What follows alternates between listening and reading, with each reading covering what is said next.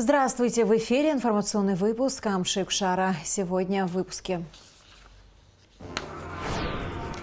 Несколько деревьев упали в Сухуми из-за сильного ветра. Были повреждены линии электропередачи и троллейбусные линии. С 2014 года задолженность населения Абхазии за потребленную электроэнергию составляет более 5 миллиардов рублей. Прием заявок в рамках реализации программы развития сельского хозяйства, возможно, будет приостановлено, так как заявок, поданных в этом году, намного больше, чем бюджет программы.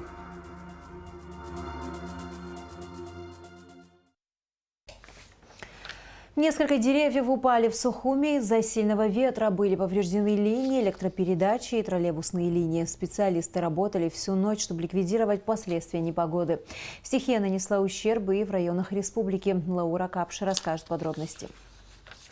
Как и прогнозировали метеорологи, в ночь с 5 на 6 февраля погода резко ухудшилась. Шел ливневый дождь с сильными порывами ветра, в результате чего в парке имени Ефрема Эшба в центре Сухума упало дерево. Еще 3 дерева упали при подъеме в Агу. Одно при въезде в город на улице Эшба 191. С МЧС, коммунальными службами и другими подразделениями администрации города все это было оперативно расчищено. Значит, в настоящее время сейчас уже погода более-менее благоприятственно для того, что надеемся, что больше не повторится. Поэтому в данный момент все службы занимаются расчисткой территории и уборкой последствий.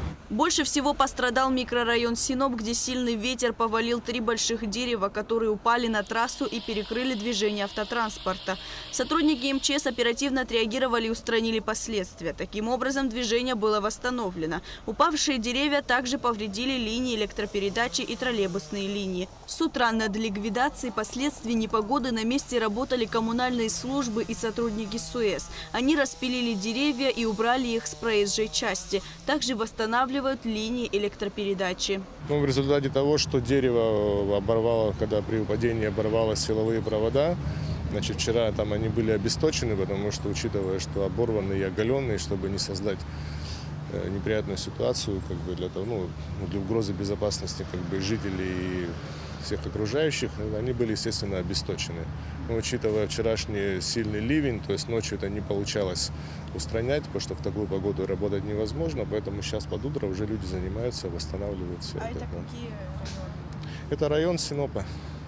Только Синопа, да. И то там по резервной линии было подано напряжение, чтобы людей, девятиэтажки, которые там находятся, они были под напряжением, в смысле получали электроэнергию, а вот правая сторона со стороны моря, где коммерческие объекты, они были обесточены. В районе Синопа были повалены деревья, там повредились линии напряжением 0,4 киловольт, которые питают объекты, расположенные в районе Синопского пляжа. Также были повреждены кровли на 4 подстанциях. Частично, ветер сорвал покрытие, дождь залил подстанцию, и в связи с этим оборудование было отключено, но сейчас проводятся работы для того, чтобы подать напряжение. Также без света остался район улицы Бегуа. Там точно так же залило подстанцию. Специалисты с утра работали на местах, в течение дня подадут свет. Больших сложностей не принес нам ветер. К счастью, высоковольтные линии не повреждены.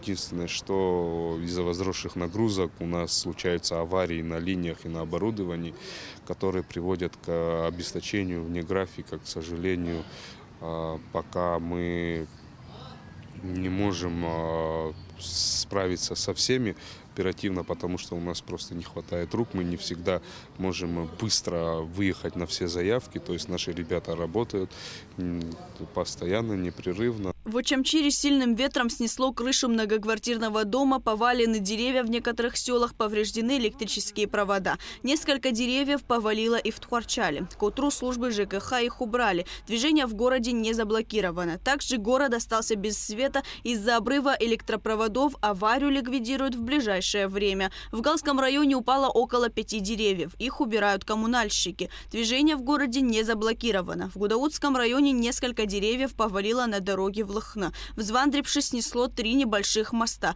Движение не заблокировано. Однако из-за обрыва проводов село осталось без света. Электричества нет и в селах Хуап, Джерхуа, Лыхны. Упавшие деревья повредили линии электропередачи и в Гулрипшском районе. Стихия затронула Дранду и Бабушару, поселок Агудзера. Без света из-за обрыва проводов осталась и часть Гагры. На месте работают городские службы и энергетики. Ухудшение погоды метеорологи прогнозировали до 7 февраля. Но уже в эти выходные, по словам специалистов, ожидается потепление. Лаура Капш, Алексей Гухава, Инал Гвинджа, Абхазское телевидение.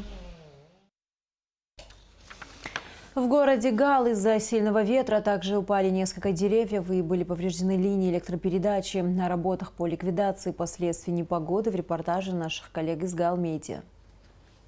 В Гале коммунальные службы продолжают устранять последствия непогоды. Из-за сильного ветра обломились крупные ветви деревьев. А в некоторых местах, к примеру, в Центральном парке и возле детского сада, а также в других частях района, штормовой ветер повалил целые деревья. Из-за утреннего ветра особых повреждений в городе у нас ничего нету.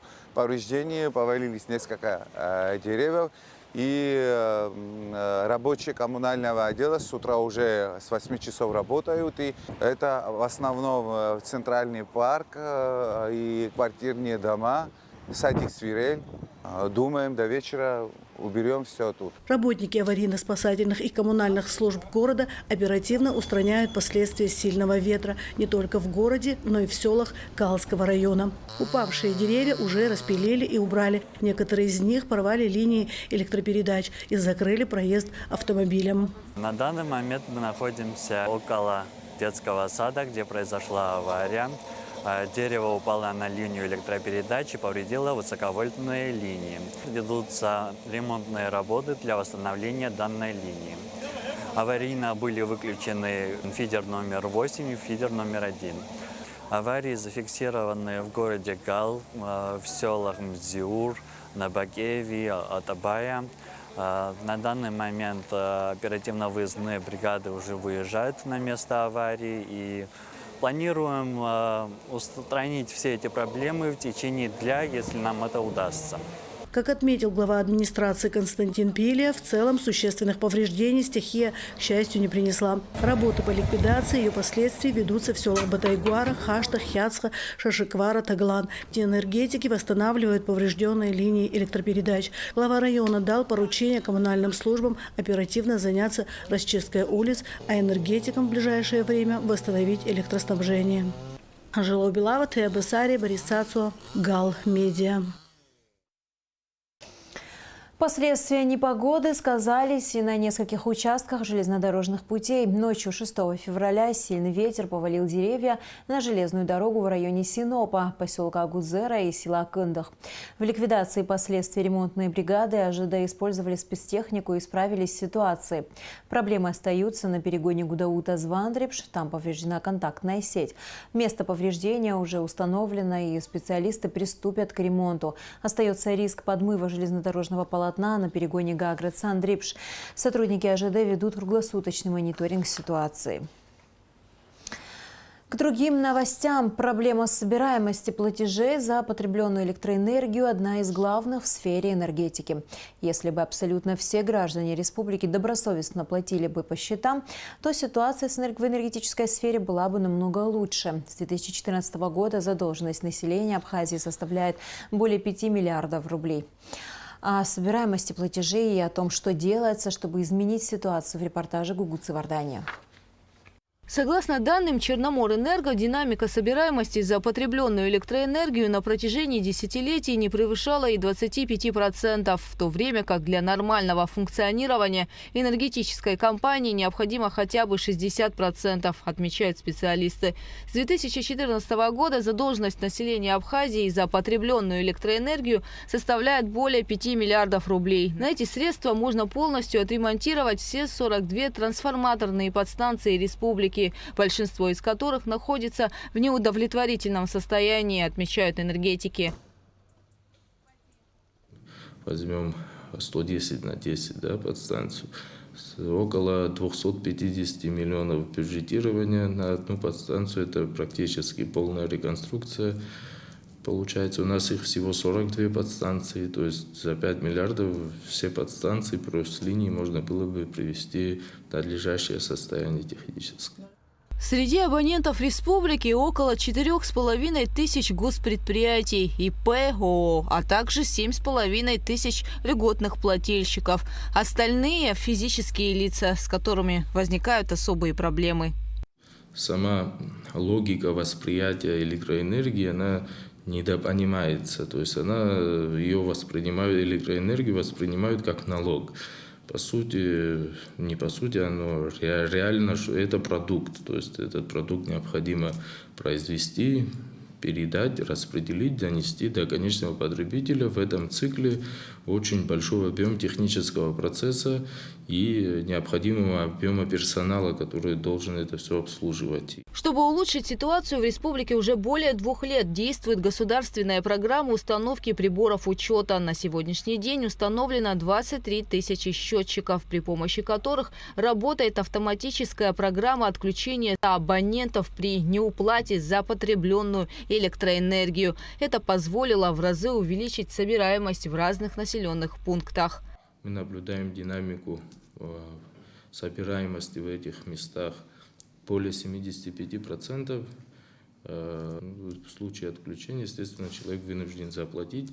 Только таким методом получилось получить эффект. Но во всем этом мы наблюдаем, особенно в Очимчирском районе, где идет установка, что очень много людей социально не готовы к оплате, то есть социально незащищенные слои, вот я уже много раз это говорил, необходимо принимать какое-то решение, определить какие-то критерии, по которым люди будут получать с нашей стороны или со стороны государства помощь в счет компенсации потребленной электроэнергии. Мы все-таки по анализу 2023 года наблюдаем снижение потребления на более 300 миллионов киловатт-часов.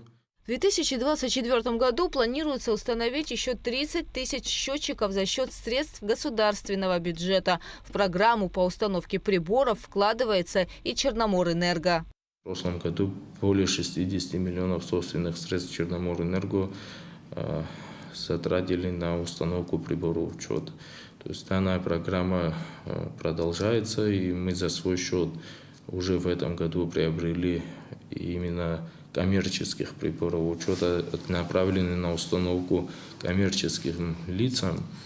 Более 300 приборов учета, которые нам хватит то есть в этом месяце. И каждый месяц мы практически такие объемы приобретаем. То есть у нас цикл не останавливается, у нас сложность именно по физическим лицам, где требуются большие объемы средств для закупа, то есть нужного количества приборов учета. Сегодня оплатить счета за потребляемую электроэнергию можно, не выходя из дома, через приложение госуслуги в телефоне или через терминал. Однако, по статистике, в ту самую очередь, чтобы оплатить электричество, стоят, как говорится, люди той самой старой советской закалки. Гугут Савардания, Тимур Гугохия, Абхазское телевидение. Аслан Бжания поздравил президента Южной Осетии Алана Гаглоева с днем рождения. Республика Абхазия и Республика Южная Осетия связаны глубокими историческими корнями, общими испытаниями на пути к независимости и суверенитету. Наши народы скрепляют взаимосвязи и поддержка, основанная на взаимном уважении и защите национальных интересов. В Абхазии высоко ценят сложившиеся отношения, убеждены в их дальнейшем развитии в духе дружбы, взаимопонимания и сотрудничества, говорится в поздравлении президента Абхазии. Аслан Бжания пожелал Алану Гаглоеву крепкого здоровья, неисчерпаемой энергии и новых достижений в ответственной государственной деятельности. Министерство сельского хозяйства, возможно, приостановит прием заявок в рамках реализации программы развития сельского хозяйства. Причина – заявок, поданных в этом году, намного больше, чем бюджет программы. В целом, сама программа, направленная на развитие сельского хозяйства, реализуется своевременно, для чего за минувшие 3 года из республиканского бюджета было выделено и освоено порядка 300 миллионов рублей. На заседании конкурсной комиссии по реализации программы развития сельского хозяйства на 2024 год подвели итоги прошлого года и обсудили план работы на нынешний. Все подробности у Асиды Малия. Целевая программа по развитию сельского хозяйства реализуется 4-й год. С 2021 по 2023 годы из республиканского бюджета было выделено по 100 миллионов рублей. Согласно закону о сельском хозяйстве, в эту сферу из собственных доходов республики должно направляться не менее 5%, что в год составило бы около 500 или 600 миллионов рублей. Однако с учетом отсутствия таких возможностей по запросу Минсельхоза финансирование все же удалось немного увеличить на 50 миллионов рублей. По словам министра сельского хозяйства Беслана Джопуа, финансирование будет увеличиваться по мере роста бюджета. В этом году, как и в минувшие, направления программы остались теми же. Речь идет о животноводстве, растениеводстве, переработке сельхозпродукции.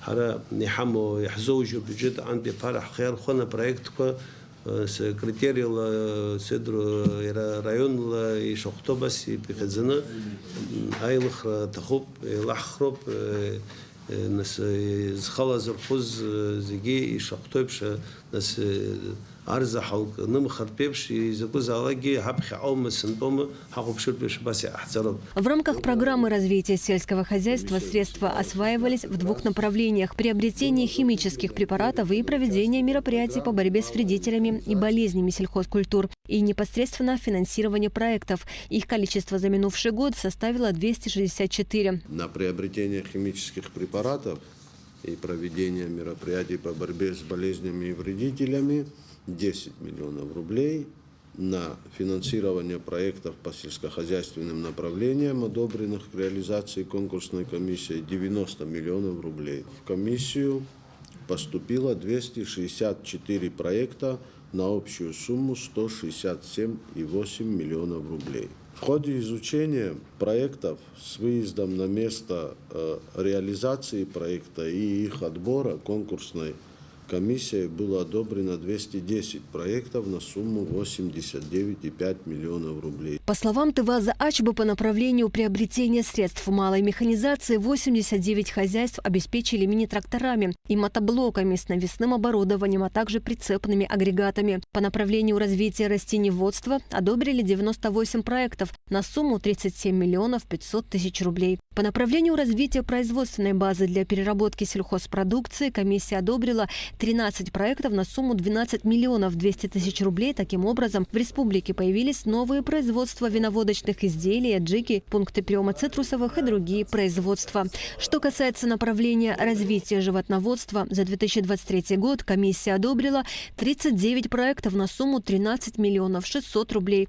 Вместе с тем министр сельского хозяйства обратился к членам комиссии с рекомендацией пересмотреть работу данного направления с учетом горького опыта. До сих пор у нас через наших представителей в Татарстане идет судебная тяжба. То есть им вменили оплатить в бюджет те недопоставки и оплатить некачественную поставку. Тут я скажу, что это вот первые наши проекты были, есть и наша вина, мы не проследили отгрузку, не смогли проследить в контракте ответственность за транспортировку, и в итоге мы не добились того результата, который мы хотели бы. Мы потом попробовали уже 2-3 год приобретать крупный рогатый скот здесь, в Абхазии, передавать заявителям. Но скажу честно, вот опыт показал, что, во-первых, ценовая политика немножко сложная. Когда государство приобретает определенное количество, они видимо, исходит из этого. Но это не развитие, если покупать в одном селе уже зрелый скот, скажем, крупный рогатый скот, и передавать в другое село. Это просто развитие, скажем, одной семьи, но никак для развития сельского хозяйства. Если вот молодняк приобретали бы, скажем, вот у того, кто занимается животноводством, и он продает, и брать молодняк для участника проекта, и он его будет заниматься, это уже развитие. Также Беслан Джопуа предложил исключить покупку крупной птицы. По его мнению, целесообразнее приобретать цыплят в возрасте до 2 недель или же яйца птицы для проектов, предусматривающих наличие инкубаторов. Также министр внес предложение по рациональному распределению средств малой механизации. Мы не против того, чтобы все наше население было механизировано, начиная от тракторов, от мотоблоков, всего этого. Но, к сожалению, бюджет наш этого не может себе позволить, и мы должны найти, как рационально это использовать. То есть заявить или приобрести технику, особенно мини-трактора и мотоблоки, очень много, и зачастую не совсем для того, чтобы использовать для развития, для подсобного хозяйства, а просто оно хорошее дело в хозяйстве, конечно, мы ничего против не имеем, может он на мельницу поедет, там кукурузу повезет на трактор, но мы должны приобретать технику, мы считаем, что если мы помогаем создать хозяйство, или у него есть действительно хозяйство, где необходимость этой техники есть, это мы должны определять. То есть мы вот представляем мини-трактора мощностью до 24-25 лошадиных сил и навесного оборудования, к нему участникам программы, имеющим в пользовании обрабатываемую площадь от 1 и более гектаров. То есть, если у него 0,5-0,25, такой трактор нет необходимости, мотоблок даже поможет. Вот из таких соображений этой рекомендации. Также министр рекомендовал не одобрять проекты по выращиванию грецкого ореха сорта Чандлер. По его словам, такой сорт плодоносит лишь 3 года, потому необходимо дождаться заключения НИИ сельского хозяйства. Кроме того, рекомендовано исключить финансирование проектов для выращивания технических и экзотических культур, а также не рассматривать проекты, в которых одного вида культур менее 100 корней. В ходе встречи обсуждали детали деятельности рабочих групп, количество которых в прошлом году составляло 8.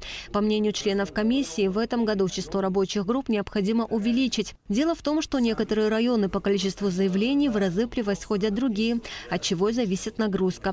Лидирует Ачимчирский район, затем идет Сухумский район, за ним Гудаутский и Гулрыбский. Жители Гагарского и Галского наименее активны. В работу группы входит множество задач. От выезда по адресу заявителя, проверки указанной в заявлении информации, до составления актов и других процедур.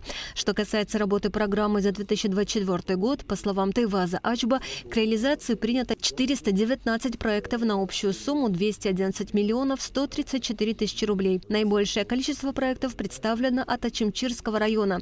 Их 209, наименьшие от Гагарского. Всего 6 проектов. По словам министра сельского хозяйства, в числе реализуемых в этом году проектов есть те, что одобрены в минувшие годы, которые по финансовым причинам удастся реализовать только сейчас. Потому Беслан Джопуа порекомендовал временно приостановить прием заявок в рамках программы.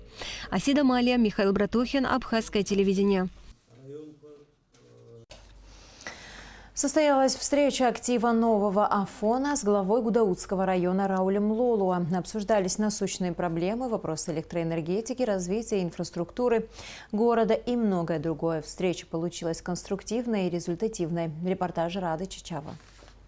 Открывая встречу в Новом Афоне, глава Гудаутского района Рауль Лолуа отметил, что Новый Афон – родной и важный для него город. Главными темами встречи, на которой также присутствовало руководство Нового Афона и муниципальные депутаты, он обозначил улучшение качества жизни горожан, работу с инфраструктурой и многое другое.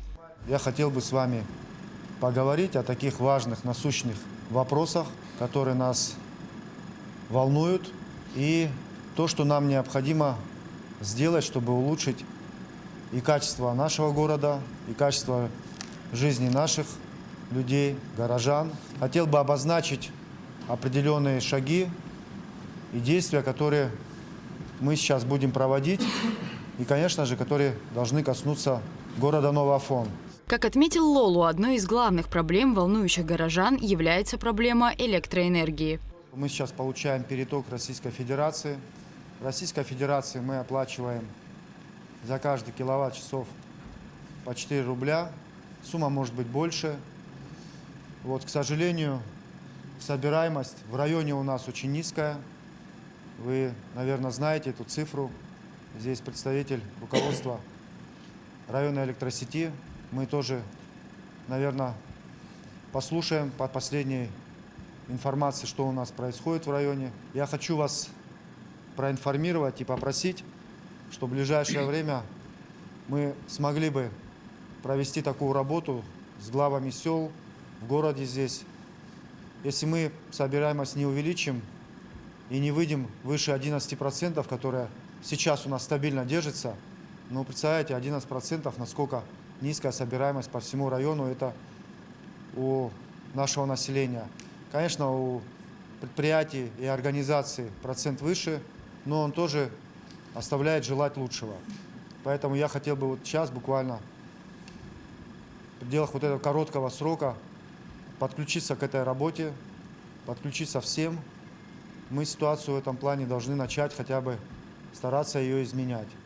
Представитель филиала «Черноморэнерго» в Гудауте рассказал, что показатели собираемости в новом Афоне всегда были несколько выше, нежели средние данные по всему району. Однако имеющиеся результаты все еще неудовлетворительны. Он отметил, что для соответствия энергетики уровню инфраструктуры развивающегося города собираемость нужно поднимать. Рауль Лолуа подчеркнул, что необходима консолидированная работа, особенно учитывая активное развитие района. Я вижу, конечно, что наши города, и вы отметили это, что они застраиваются. Я помню, в детстве здесь совершенно другой был ландшафт, а сейчас он кардинально изменился. Да, была проведена линия вода, вот, там достатки и так далее. Работы проводятся, но это, конечно, недостаточно, потому что объемы очень большие, и строительство все равно будет продолжаться. Я хотел бы вот, проинформировать вас, как мы будем себя вести в плане распределения наших земель. Что касается земли, я считаю, что она должна быть задействована вот, и должна использоваться нашим населением только в рамках закона. Если у кого-то, у жителей, те, кто оформляют документы, подают документы на оформление земли для того, чтобы работать на этой земле, если есть задержка в администрации, если администрация затягивает или создает какие-то проблемы или препоны, я вас хочу попросить, телефон номер у вас у всех мой будет, лично мне звонить. Рауль Лолуа также отметил, что очень часто выявляются несанкционированные подключения и установка трансформаторов в частном секторе. Работа в этом плане, я уверен, что даст результаты, но вы же понимаете, видите, вот эти видеоролики, часто вы сталкиваетесь, каким образом они ухищряются и куда-то прячут в какие-то подвалы, в какие-то места такие, да, вот, и энергетикам тоже сложно выявить, но есть там своя методика вычисления, и эта работа будет продолжаться. Наша задача сократить потребление электроэнергии в Гудаутском районе. Сократить, иначе мы не вытянем. Глава нового Афона Тимур Отрба в свою очередь отметил, что по многим вопросам улучшения инфраструктуры города и сел района ведется работа. Буквально за предыдущий год, два, три село Анхуа в лице республики была оказана помощь. Это была не программа инвестиционная, это были средства нашего госбюджета. Село Анхуа, понятное дело, дорог очень много, где надо починить. Далеко не будем ходить. Дорога на монастырь, по дороге к школе тоже находится, к сожалению, не в лучшем состоянии. На этот счет уже касаемо именно дороги к монастырю, в первую очередь, да, с моей стороны, со стороны руководства района были обращения. В этом году обещали нам помочь. В завершении встречи Рауль Лолуа подчеркнул, что беседа с активом города получилась конструктивной и результативной. Открытый разговор, живой разговор, и те вопросы и проблемы, которые стоят здесь в городе, конечно, не все, но основные, ключевые, были подняты. Для меня сейчас необходимо понять это, и мы фиксируем все то, что прям срочно необходимо решать. По словам главы Гудаутского района, подобные встречи будут проводиться и дальше. Рада Чачава, Энвер Арджения, Адам Эджения, Абхазское телевидение. И в завершении выпуска о погоде. По сообщению гидрометцентра, в среду 7 февраля на территории Абхазии ожидается облачная погода с прояснениями ночью и до полудня дождь, местами возможен дождь со снегом. В горах и предгорных районах снег. Температура воздуха ночью 1,6, днем 3,8 градусов. Температура морской воды 10 градусов. На этом наш выпуск завершен. До скорых встреч в эфире.